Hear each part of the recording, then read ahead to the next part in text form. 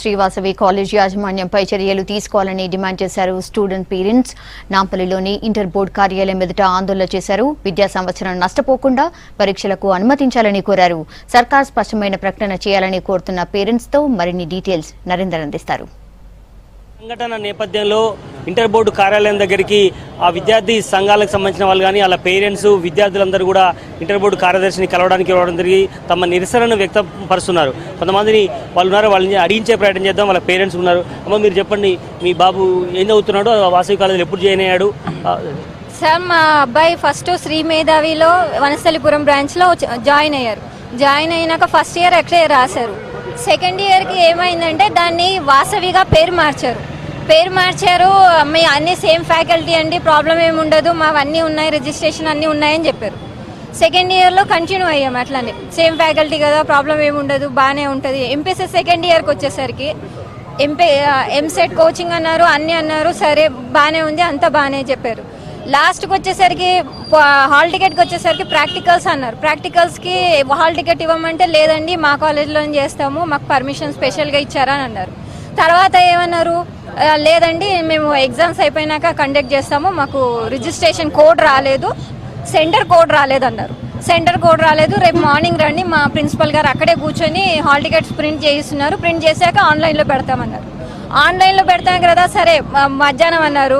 ఏడాది గడుస్తున్నా మీ బాబు ఆ స్కూల్లో ఆ కాలేజీలో చదువుతున్నప్పటికీ కూడా మీకు ఎందుకు అనుమానం రాలేదు? అది అఫిలియేటెడ్ అనే విషయం మీకు గుర్తుపట్టలేదా? లేదంటే ఇంత తదంగా జరిగినా కూడా మీకు ఎందుకు? ఫస్ట్ మేనేజ్మెంట్ ఎవరున్నారో, సెకండ్ టైం శ్రీ మేధావి అనే పేరు ఒకటే మారుస్తున్నాము, ఇంకేం మారట్లేదండి, రిజిస్ట్రేషన్ సేమ్గా ఉంటుంది, మీకు ఏం ప్రాబ్లం ఉండదు, మేమున్నాము, ఏదున్నా మేము చూసుకుంటాము, మా భరోసా నమ్మండి. మేము ఫస్ట్ ఇయర్లో మీ అబ్బాయికి ఎలా చదివించామో సెకండ్ ఇయర్లో కూడా మేము మాదే బాధ్యత, మీ అబ్బాయి ఎంసెట్ రాయించడం కూడా మాదే బాధ్యత అని చెప్పారండి. ఇప్పుడు అంతా అయిపోయాక లాస్ట్లో అసలు ఇది ఇప్పుడు గంటకి ఇస్తాం, అర్ధగంటకి ఇస్తాం, రేపిస్తాం, మధ్యాహ్నం రండి, సాయంత్రం రండి తిప్పించారు తప్ప ఇప్పుడు 300 మంది స్టూడెంట్స్ ఇట్లా రోడ్ల మీద తిప్పుతున్నారు. అందరేమో ప్రశాంతంగా ఎగ్జామ్స్ రాసుకుంటున్నా, మా పిల్లలు మాత్రం రోడ్డు మీద పడి అవస్థపడుతున్నారు, పేరెంట్స్ బాధపడుతున్నారు. ఇప్పుడు మా సమస్యకు పరిష్కారం కావాలి. ఒక పక్క ఇంటర్మీడియట్ బోర్డుకు సంబంధించి ఉత్తర్వులు కూడా జారీ చేయడం జరిగింది. ఇవి ఎక్కడ కూడా 0 ఇయర్ కాకుండా మరి ప్రత్యేకంగా మేలో ఎగ్జామ్ పెట్టేసి వారికి ప్రత్యామ్నాయం ఏర్పడడం, అలాగే ఎంసెట్ రాయడం కానీ లేదా ఫర్దర్గా కూడా విద్యాభ్యాసానికి సంబంధించి ఎక్కడ ఇబ్బంది కాకుండా చేస్తామంటున్నారు. మీరు దానికి సంతోషమేనా? సంతోషంగానే ఉంది, కానీ సార్ మీరు ఇప్పుడు ఎగ్జామ్ డేట్ లోపల మాకు ఏదైనా exam hall ticket compulsory submit చేయాల్సి వస్తుంది. హాల్ టికెటే లేనప్పుడు మేము ఎగ్జామ్కి ఎట్లా అప్లై చేయగలుగుతాం?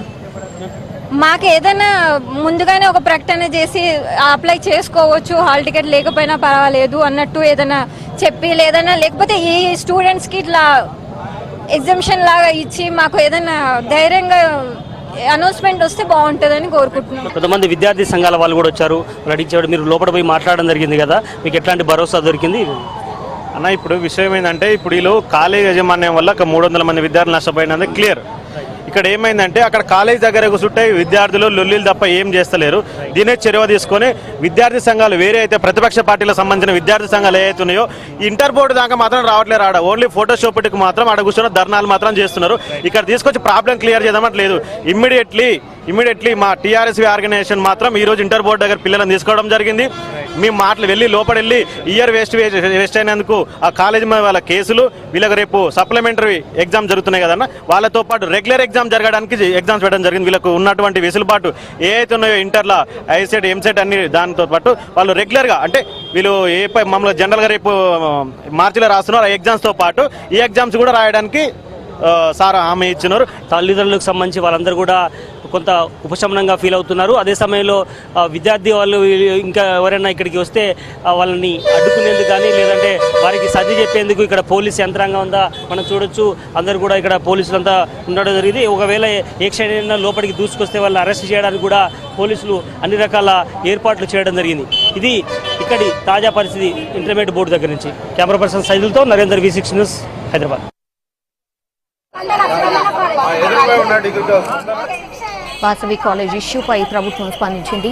కాలేజీ యాజమాన్యంపై చర్యలు తీసుకుంటామన్నారు విద్యాశాఖ మంత్రి కడియం శ్రీహరి. వాసవి కాలేజ్ విద్యార్థులకు ఏడాది వృధా కాకుండా చూస్తామన్న కడియం ఎంసెట్ రాసే వెసులుబాటు కల్పిస్తామన్నారు. విద్యార్థులు ఆందోళన చెందవద్దని భరోసా ఇచ్చారు.